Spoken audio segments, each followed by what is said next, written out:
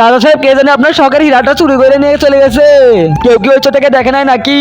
আরে রাজা সাহেব দেখছে তো একজন, কিন্তু যে দেখছে তার চোখকে অন্ধ করে দিয়েছে ওই চোরটা। আরে রাজা সাহেব, আরে তুই ওই চোরটাকে দেখছিস নাকি? আরে রাজা সাহেব দেখছি। আরে ওই চোরটা কেরম দেখতে ছিল? আরে রাজা সাহেব আমি কিভাবে বলবো, ওই চোরটা তো আমার চোখই কানা করে দিছে।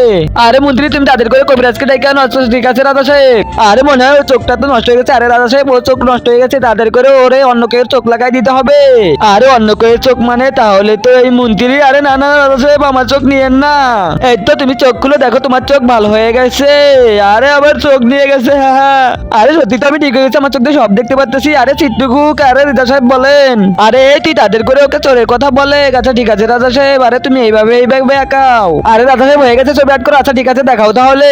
খেলা এই সাদা কালা সাবস্ক্রাইব বাটনটা টিপে দিয়ে সাবস্ক্রাইব করবে, তার মা বাবা যেন 100 বছর বেঁচে থাকে আমি দোয়া করে দিলাম। আর যারা এই ভিডিওতে একটা লাইক আর একটা কমেন্ট করবে তাদের মনে আশা যেন পূরণ হয়ে যায় আমি দোয়া করে দিলাম।